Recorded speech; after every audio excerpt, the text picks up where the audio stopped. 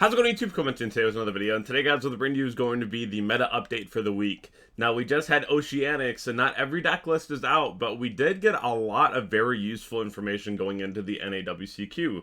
So I hope that you enjoyed today's video. If you haven't already checked out my sponsors over in RW, Cloud, Gem, Arla, Imperium, Dragonshield, or Grimoire, definitely go ahead and do so all down below in the description. Hey all, so you've definitely seen Arla on my channel lately, and I love board games, and I was overly thrilled when they came to me about their new game. This is something made by Duelists for Duelists, and I just love the fact that you have such diverse movement in a board game of all things, right? It just is a really cool addition and element to the game. You have a ton of different roles to choose from, and I really love the Wizard because it gives you additional RNG as far as getting to cards that you really need to progress in the game. It's really cool, and as an English major, I just love the very first line here. Just a once peaceful kingdom has now fallen into chaos for the first time in 1,000 years. And, you know, this is going to be your own role to start your own journey to try to get things back in order. And, you know, the only question I have for you now is, are you ready to play Monster Cash Race? Also, hit that subscribe button, hit the like button. I appreciate it all so much, and I love that you all love the shorts lately. They've been a lot of fun to post. They're over on TikTok as well, which is down below in the description. Sometimes TikTok does get them earlier, so make sure that you're over there to see if any of them get posted before they are on YouTube. But without further ado, let's hop right on into our first slide. So, shout out to Lampy for always having the most up-to-date information. No Lunaite topped, and that's kind of crazy. No Orcus topped, and Orcus is definitely one of the things that I feel like a lot of people are afraid of, at least in America right now, with the Mitsurugi Orcus deck. It's pretty popular right now, at least over here. So that's something to really think about.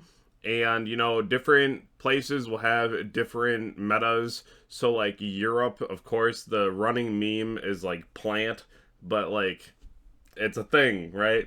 And so it's going to be different wherever you go. We do see one Vanquish Soul top, that's it. I saw some of the Risal list not playing Sky Blaster, and that was interesting. I don't know why, but there's a lot of lists right now that are running a ton of hand traps. I saw like one of the Blue Eyes lists were running like 19 hand traps, and I know the Malice lists are on 18 and 19, and we'll talk about that a little bit more later. But, you know, it's pretty crazy with the amount that we're seeing at the moment, but you kind of need them. One Fire King, one Enchained, which is definitely kind of crazy. Live Twin, I expect that we're going to see at least one as well into our format, into the NAWCQ. The White Forest deck getting second, that's kind of crazy too.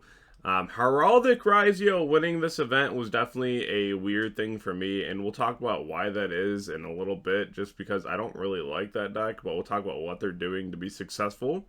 One of the things that I think contributed to Luna not topping, though, was definitely a bunch of new Liger Dancer outs.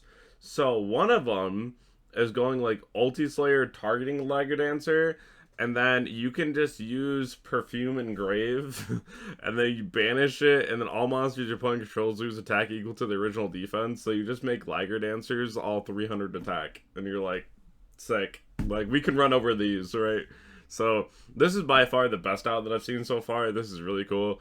So if you can get this engraved, I mean, it's just wraps at that point, you know? Whether you're using something like Ulti Slayer or Extra Foolish Goods, you know, there's a few different ways you can get this engraved, but this is like a really good out. So this is something people are doing right now. One of the things that I thought about was, so heavy poly is something that a lot of people are really afraid of, but like the combo that people use with this card, the combination of cards, is 7,500 burn damage. You could literally just burn them in your turn and not worry about this, because they would have to put in ample more cards to make this work. So it's something else that I thought about that's actually kind of slick. You just burn your opponent, right? I even joked that you could go like thrust that Ceasefire or like Secret Barrel, and then let them heavy poly you, so they burn to 75 down to 500, and then you flip Secret Barrel and auto win the game. It's kind of funny.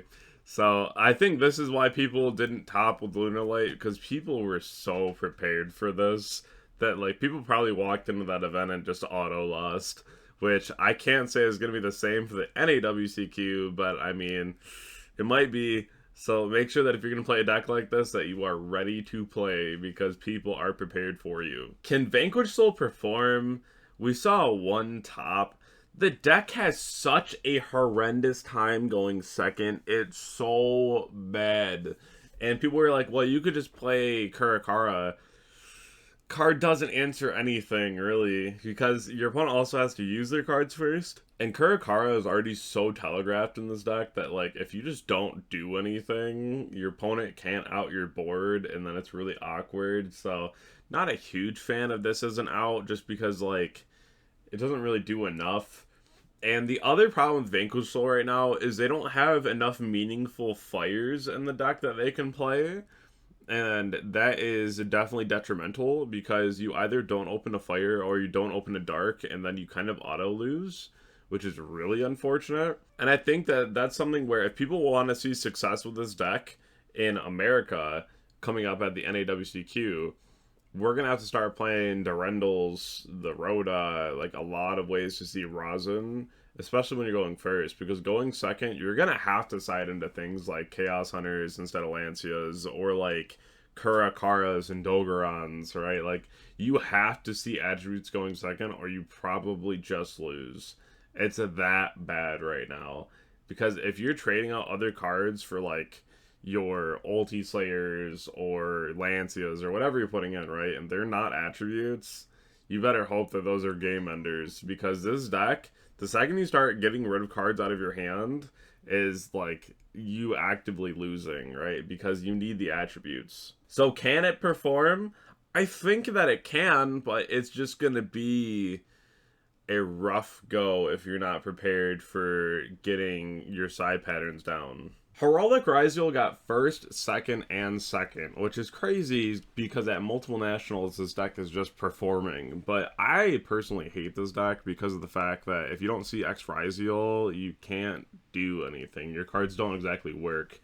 And it's interesting because people are main decking triple 7th Ascension now and triple 7th Tachyon to see X because it's that important. But Droll is a 3 of in everyone's deck, and I don't know if I could fathom running triple 7th Ascension in my deck just to get Droll and not be able to play the game at all, right? That seems scary. And once you start using the Heraldic cards, you are locked into Heraldic and number cards, which is not good because that means that your Risal cards don't work. So that's something that I don't know how this deck keeps doing well.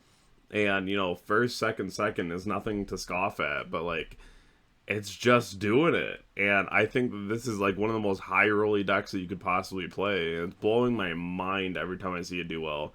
Because, again, like, you need to start with X Risal for this deck to be good. And playing the Ascensions, like, that's so crazy. You're just banking on your opponent just not having Droll. And that's so scary. And I mean, like, maybe you're just on Gamma in the main deck, and you're on the Crossout and the Call By, right? Like, every answer possible to just, like, get rid of Droll. But, you know, if you can go off with this deck and start hand looping, like, it is very good for that reason alone. But, definitely a high roll pick at the end of the day. I did say that we're going to come back to this, too. Malice is on 18 and 19 hand traps right now, which is pretty scary, because the deck itself is so explosive. Being able to run that many hand traps and still be able to full combo the way that they do is definitely terrifying, and I really do hope the deck gets hit harder, because it's just like such a game 1 deck, right? Like, if the deck wins game 1, it's going to be rough game 2 and 3 unless you see Lancia a lot, right? And Malice is another deck that can't really go second that well either, because, like, even into the mirror match, like, their engine doesn't beat their engine.